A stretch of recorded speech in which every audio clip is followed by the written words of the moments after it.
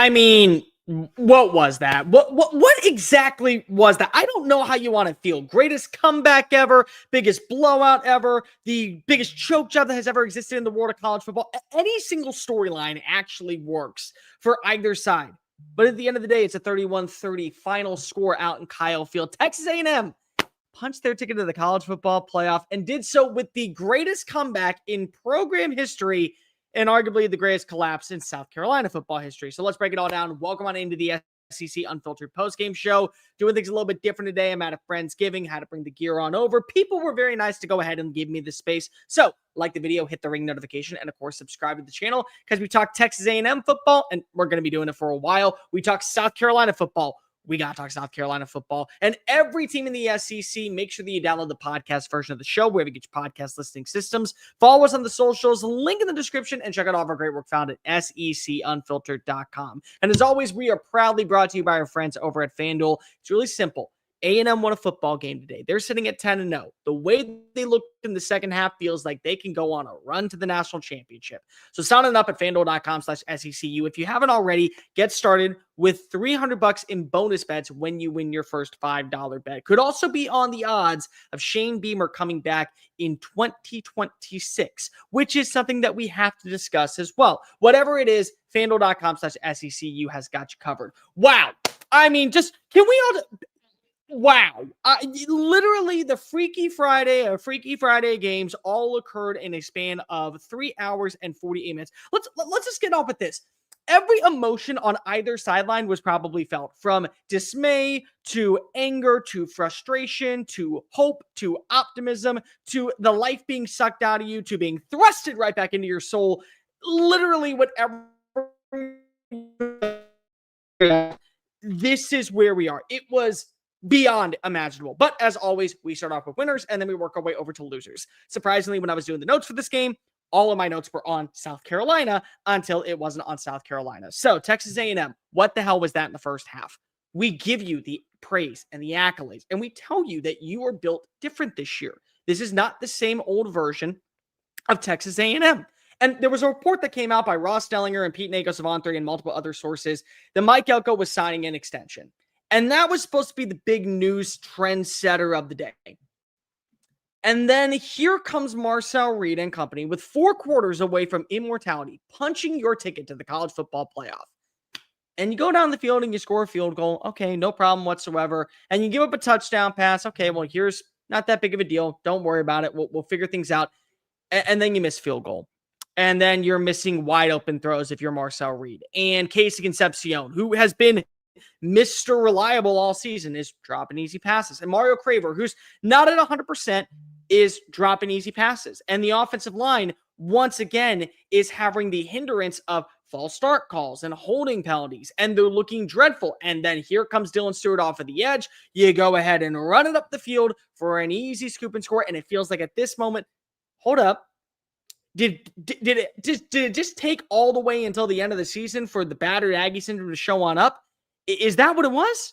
And then Nick Harbor goes in the end zone for an 80-yard strike. And you ask yourself, oh, good God. Besides the fact that that cop is 100%, are we firing our own college football playoff chances into the sun and letting everybody know that the fool's gold that has currently resided in Kyle Field the last 3.5 months is all it is? Bad interceptions, terrible plays. It was really funny to see the stat. You had more turnovers and more drops than third down conversions in the first half. You were Texas A&M. You trailed by 27 points. And unfortunately, we started to see the people come on out, including someone that we all know very well here on this channel. Here comes batted Aggie syndrome. Texas A&M knew they were going to let me down, as they always do. Texas A&M knew they were going to finally let the other shoe drop and put themselves in the front and center stage of being the mediocre franchise that we've always come to call them. And then, unfortunately, I saw this one tweet, and I was texting a buddy of mine, and I said, well, there's no way that I think that Texas A&M can come all the way back, but at least maybe they can make this a game in the second half. And then I saw, well, our own good friend Chris Phillips decided to tweet on out what I thought he learned a couple of weeks ago. Game's over. Congratulations to South Carolina. It is the ultimate loss and probably the biggest hit in the face. You know what? In fact, just to be safe, why don't we go ahead and read the tweet verbatim. That way, everybody knows what was said. Don't think it's too early to call it. This will go down as one of the all-time epic losses in Texas A&M history. Complete ass-kicking by SC. Thank God the Aggies still have Samford on their schedule to get to win number 10. And I texted the same buddy that I said, I don't think the Texas A&M is going to be able to come on back in. I said, watch Texas A&M win this football game. Because this is the beauty of what is the SEC. When you don't go for the jugular, when you don't get that knockout punch, when you have a team on the ropes, especially in this conference, if you don't be able to knock them down, you give them a shot to come back on it. And that's exactly what we saw. Marcel Reed coming out of halftime. It was like night and day difference. It was like he had quite literally saw the Heisman Trophy be placed in his locker and they took it out. And he's like, you stole that from me.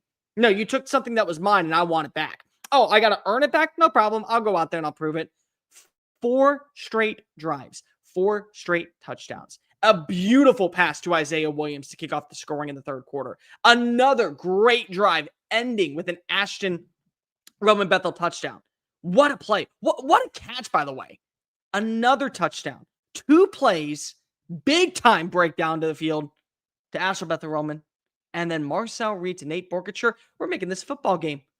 Look at us. We're pushing ourselves over the pedal. This is where this is the version of Texas A&M that we've seen. Great on fourth down execution. The ability to trust your surroundings, knowing that you're going to get hit on a play. Doesn't matter. You're going to stay in the pocket and deliver the strike down the field. Texas A&M in the first half, 177 yards. Texas A&M in the second half, 319 yards. 4 straight drives, 4 straight touchdowns to take the lead. And Texas A&M is right back in the driver's seat. And here they go. They get another stop defensively. The version of Mike Elko's squad that we have seen all year deliver time after time after time. They get another play, and it's a punt. And here comes the offense, and they're driving, and they're putting themselves in this position. And then out of all of a sudden, it was very funny to go ahead and watch as Colin Klein, at the worst ill-advised time, which I don't understand. You have a running back that is a bruiser and E.J. Smith that just scores a touchdown. You say to yourself, why do we want a trick play here? 3rd and goal at the 1. We can go ahead and put the nail in the coffin for the greatest comeback that has ever existed. Don't make anybody sweat bullets anymore. And you run that, and it's a fumble, and lo and behold, it's another turnover, the first of the second half, and South Carolina has life. And South Carolina puts itself in a position to where, oh my God, even with all of the second half insecurities, even with all the things that went wrong, everything that we screwed up on, we're right back in position. All we got to do is drive down the field. We got the 2-minute timeout. We got one more timeout. We just got a 4th down conversion. Look at Nick Harbor go on up and make a big time play for us. And it just is too little too late. And it just is too little too late. 4th down, 4th and 16. Got to have moment. Lo and behold, can't get the job done. Texas A&M, you're sitting at 10-0. You're going to move to 11-0 next week. It'll be one of the greatest seasons in college football history. Damn the critics. Damn the outside noise. Damn what anybody had to say about you at halftime, because they didn't stick try and true like Texas A&M faithful that I know you are. And this team's built different. Anybody out there that is asking yourself, what does Texas A&M need to do to prove that they are built to be a national title contender? Because the Texas A&M team of old, whether it be underneath Jimbo Fisher or Mike Sherman or Kevin Sumlin, with Johnny Manziel at the helm, with Kellen Mond at the helm, with Kenny Trill at the helm, whoever it is, that game doesn't happen with the old regimes. But Texas A&M is built different. Down, but never out. They know what are their strengths and what are their weaknesses. And when they had to go and have their backs against the wall, it was quite literally like looking at a wounded animal, knowing that it's probably not going to survive much longer. But you know what it does? It says, I'm going to fight to the finish. I'm not going to go out this way. This is not the way my story ends. They're going to talk about me in Valhalla. And you know what? They'll greet me with mead and with beer and with women, and I'll be great. I know a wounded animal probably doesn't say that, but still, you get my drift here. Texas A&M, knowing that they had to have it in the second half, did not flinch. They knew that every drive had to be perfect. Every throw had to be on point. And Marcel Reed, for as bad as he looked in the first half, night and day difference. He was a Heisman Trophy winner in the second. Quite literally, they took the Heisman away from him and they said, you know what? Fine, I'll earn it back. Put it back in my locker. Put me in New York City. Because you know what? With a performance like that, how do you not say that I belong there? Exceptional second half. That team has proven its battle-tested mentality to be able to put itself in a conversation along with maybe no one out there in the world of college football. We can win a title because of even when you count us out, we put ourselves right back in.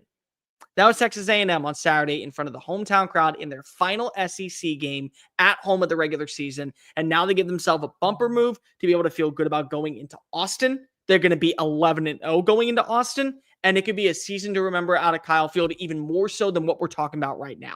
Now, on to South Carolina. South Carolina fans, everything that I just said about Texas A&M, run it in reverse. That's exactly what it is. You start off so hot. Oh my God, Lenore Sellers, the version of the quarterback that we envisioned, who was on point last season, comes on out and he swings, puts in amazing touchdown play after play after play after play. Exceptional. Great third down execution. They start running the football at least a little bit better. They're able to put themselves in a position where, hey, it's not just the Nick Harbor show. We're able to go ahead and trust what we got in the passing attack with Van Jacobs. Oh, not Van Jacobs, Jaden Sellers, have yourself a day. We feel pretty good about ourselves. 102 receiving yards, 64 receiving yards, 48 receiving yards, 2 scores through the year. 267 yards, 16.7 yards a pass. They looked awesome in the first half defensively. Dylan Stewart meeting the expectations, putting yourself in a position to where, hey, lo and behold, look at us. We knew that we were a 3-5. We could see his 3-6 record, but look at the stars that we have. And this is where I kind of tweeted out, and I want to remind everybody, this is the difference between the SEC and the Big Ten, and this is the difference between the SEC and any other conference. The bottom dwellers and the cesspool and the lower register teams in the SEC can still win against top-tier competition, because the drop-off isn't as big as we want to make it out to be. Usually what this comes down to are two main elements: deciding factors and X plays that end up deciding and telling the story of the game, and coaching.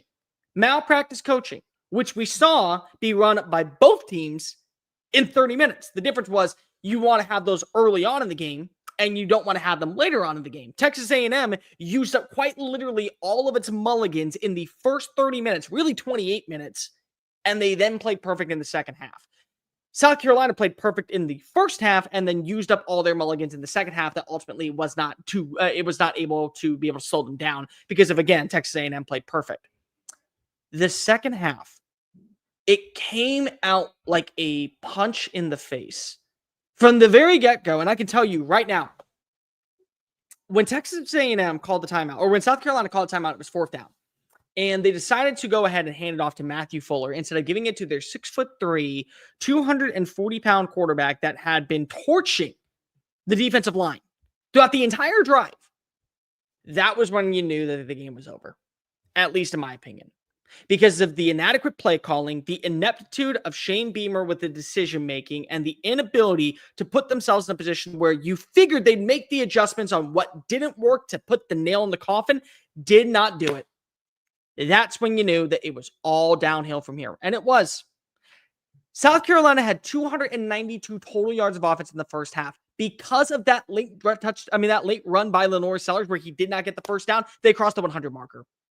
Let me just read you off the drives in the second half, just so I can make it clear how horrendous it was to watch that game. Turnover on downs, punt, end of quarter, punt, turnover on downs, end of game. That was the game for South Carolina in the second half.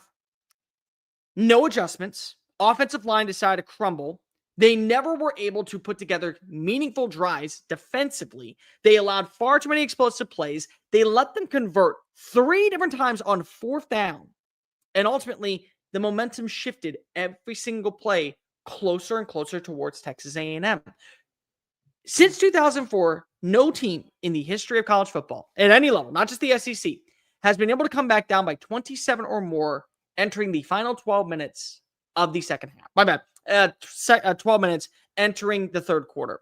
That record was at 0-286. It is now at 1-286 because Texas A&M was the very first team to do that. What gives? I mean, quite literally, all the positivity, all of the bourgeois, all of the greatness that we can talk about when it comes to what we saw from Texas A&M and their ability to march down and play with confidence, consistency, and poise was like poisoned by the opposing sideline. No adjustments made on any side of the field, and now they're going home and they're not bowl eligible, and they won't be bowl eligible. We're talking about potentially a 4-8 team in Columbia, South Carolina. That's inexcusable regardless of who is the head coach, regardless of what the expectations were going into the year. That was far and away the most embarrassing performance I have seen from South Carolina since working for SEC Unfiltered. And War Chicken Faithful, you know me. I call it as is. I defend you. I said last season you belonged in the college football playoff. I tell you right now, any single person that is out here saying fire Shane Beamer, I can't push back. I can't push back. You want to know why? Because of incompetence showed its rear ugly head in the final 30 minutes of today's game. All you had to do was play in the exact same consistency. Didn't have to play elite. Didn't have a B- performance in the second half. And you know what? It would have ended up being just enough to get the job done. It would have. And instead, shot yourself in the foot, put yourself in a position to where literally everyone is now ridiculing you. And you can't even say that Texas A&M truly fought their way back in this game. They did, but you gave it to them on a silver platter. Texas A&M really was still playing pretty well in the first half, and then the minor mistakes, you capitalized and you took them. Same thing can be said. They took them in the second half, and you put yourself on a prime time plate to be a 7-course meal that now sends Texas A&M to the college football playoff. There are going to be some very, very uncomfortable conversations going on in Columbia. They may be going on the plane ride home. And honestly, it kind of has to. Because what are you supposed to say at this standpoint? We're okay with how it looked, where nearly 3 times this year we could have won a football game and instead we shot ourselves in the foot. They didn't do anything special. We just didn't show on up. We just couldn't come on out and give primary performances for the entire second half. So that was it? Because that's what I saw today. Once again, like I saw in the Alabama game, like I saw in the Missouri game, like I saw the entire second half of the game against Vanderbilt. What we didn't see against Virginia Tech week 1.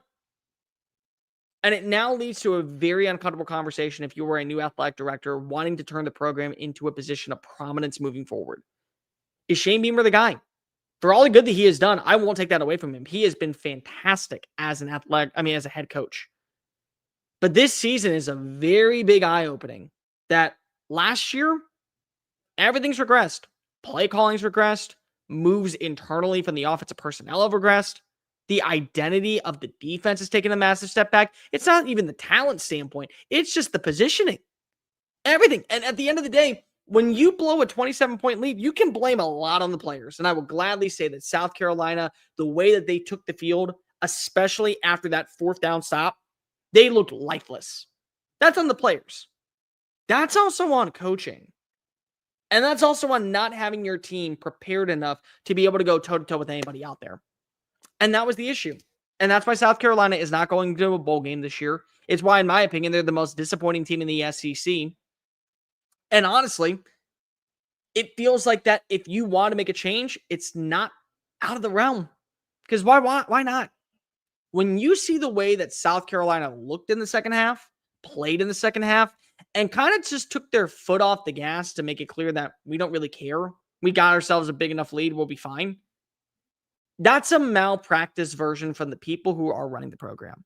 And I like Shane Beamer a lot. In fact, I've made it clear that I would run through a wall for Shane Beamer. I think that he is a fantastic coach and a great motivator. But I also had to sell my stock earlier this year on Brian Kelly, on being a great coach, because I figured, okay, there are some faults that truly are on him. At the same time, there are some faults that truly are just on Shane Beamer. You can blame a lot of other people. It all comes back to the head coach at the end of the day. All right, we'll get to some questions, comments, get your questions on in before we get on out of here. I blame Sellers way more than Beamer. If we had a hit quarterback that can hit the second, we would have won the game. You had a quarterback that could hit in the entire first half, Rick. I mean, I'm sorry. That's kind of the bottom line.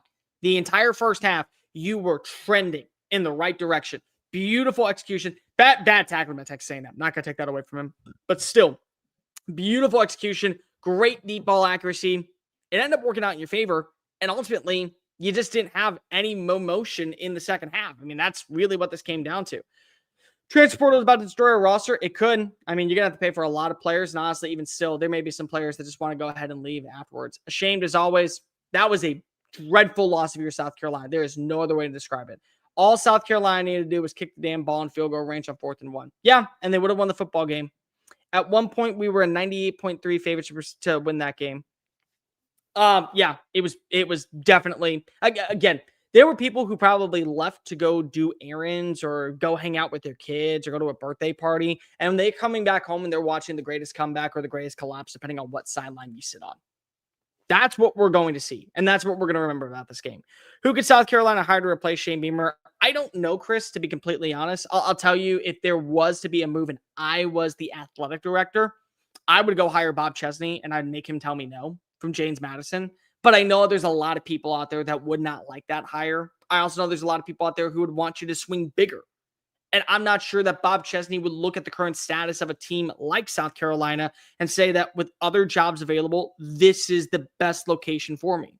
But to me, 100%, that would be my first move that I would make. And that'd be the first phone call I'd make if I was Don Terry, if we were to see Shane Beamer be let go. And again, all this is speculation. Not saying he's fired. He's not going anywhere. Carolina needs to be demoted to the Southern Conference. No, I don't think so. I think if you want to go anywhere, just go with the Sun Belt Conference or the ACC. I mean, good God, the ACC today is begging for somebody to get a massive win. Like, they all have got to be rooting for Miami and for Virginia and for Georgia Tech to win. Because if not, we are going to see 2 G5 teams in the college football playoff.